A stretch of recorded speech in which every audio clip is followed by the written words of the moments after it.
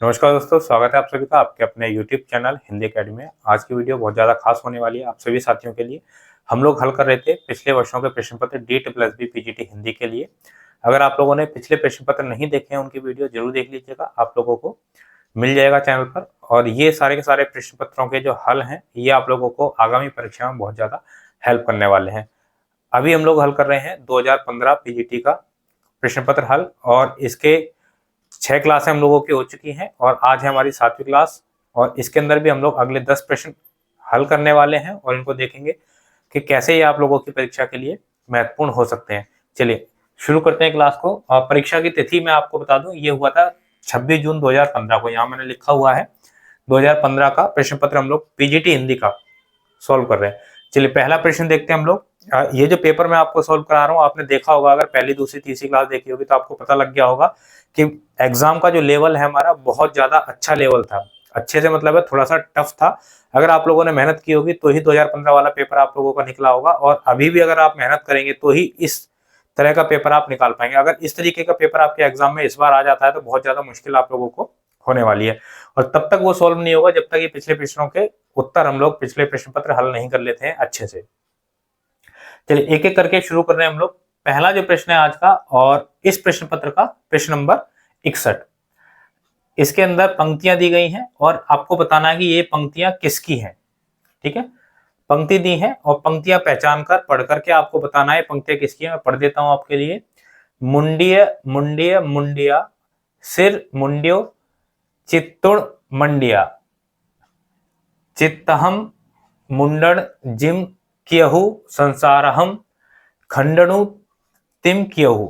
ये पंक्ति है और आपसे पूछा गया है कि ये पंक्ति किसकी है। गोरखनाथ जी की है, मेरुतंग जी की है, राम सिंह जी की है, या फिर धनपाल। तो ये पंक्ति किसकी है? ये पंक्ति है हमारी राम सिंह। ऑप्शन सी यहाँ पर सही हो रहा है। चलिए आगे देखते हैं हम लोग।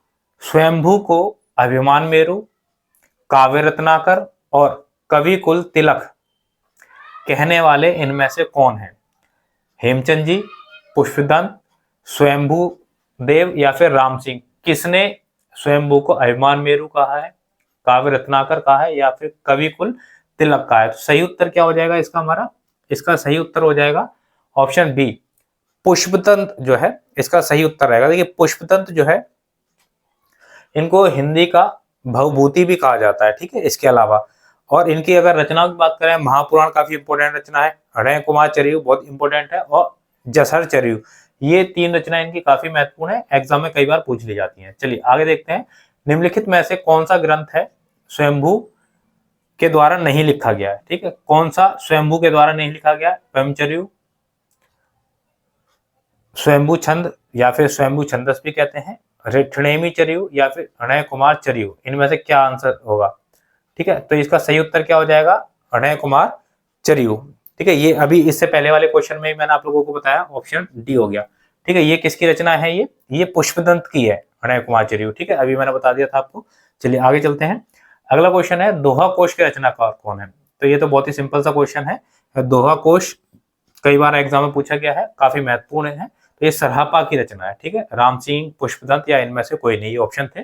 तो ऑप्शन 1 यानी सरहपा, ये आप लोगों का यहाँ पर सही हो जाएगा। चलिए, राहुल सांकृत्यायन ने सिद्धों की संख्या कितनी मानी है? तो राहुल सांकृत्यायन ने 12, 84, 64 या फिर 108। तो राहुल जी ने मानी थी सिद्धों की जो संख्या है वो 84 है। ठीक है, उनके अनुसार। चलिए आगे देखते हैं। सिद्ध कवियों की भाषा और काव्य दृष्टिकोण पर प्रकाश डाला है। ठीक है, सिद्ध कवियों की भाषा और काव्य दृष्टिकोण पर किसने प्रकाश डाला है? हरप्रसाद शास्त्री, डॉक्टर शहीदुल्लाह, प्रबोध चंद्र बागची या फिर इनमें से सभी। सही उत्तर क्या हो जाएगा? सही उत्तर हो जाएगा हरप्रसाद शास्त्री। ठीक है, सही उत्तर क्या हो जाएगा हमारा? हरप्रसाद शास्त्री। और इनकी रचना कौन सी थी? बोधगानो दोहा। ठीक है, बोधगानो दोहा, इस रचना से इन्होंने सबसे पहले सिद्ध कवियों की जो भाषा है, उनका काव्य दृष्टिकोण है, इस पर प्रकाश डालने की कोशिश की। चलिए आगे है। जैन रहस्यवाद के बहुत बड़े कवि माने जाते हैं। जैन रहस्यवाद के धनपाल, जिन वल्लभ सूरी, राम सिंह या फिर सोम प्रभु सूरी। जैन रहस्यवाद के बहुत बड़े कवि कौन माने जाते हैं? ऑप्शन सी हमारा सही रहेगा, राम सिंह। चलिए अगला देखते हैं हम, प्राकृत व्याकरण के रचनाकार कौन है? प्राकृत व्याकरण के रचनाकार कौन है? हेमचंद, पुष्पदंत, मेरुतंग या फिर देवसंग। तो उत्तर सही क्या हो जाएगा हमारा? सही उत्तर हो जाएगा हेमचंद। प्राकृत व्याकरण के रचनाकार कौन है? हेमचंद है। ठीक है, चलिए आगे देखते हैं हम लोग। प्रश्न नंबर 69 देखेंगे। गोरखनाथ के गुरु कौन माने जाते हैं? ये तो बहुत ही सिंपल सा क्वेश्चन है। इससे पहले जो 2014 का प्रश्न पत्र हम लोगों ने हल किया था उसमें भी ये क्वेश्चन देखने को मिला था। तो लगभग क्वेश्चन ये पूछ लिया जाता है, बहुत ही इजी सा क्वेश्चन है लेकिन इंपॉर्टेंट है काफी। तो गोरखनाथ के गुरु कौन माने जाते हैं? मत्स्येंद्र नाथ। ठीक है, ऑप्शन 1 जो है ये हमारा सही हो जाएगा। चलिए आखिरी प्रश्न में भी पंक्तियां दी गई हैं आप लोगों से और पूछा गया है कि आखिरी प्रश्न के अंदर किसकी पंक्तियां हैं। चलिए पढ़ देता हूं आपके लिए। भल्ला हुआ मारिया बहणी महारा कंतु, लज्जेज जंतु वयम स्यहु, जई बग्गा घर एंतु। ये जो पंक्ति है ये किसकी है? धनपाल की, हेमचंद की, राम सिंह की या फिर पुष्पदंत की? तो सही उत्तर क्या हो जाएगा इसका? ये पंक्ति है हेमचंद की।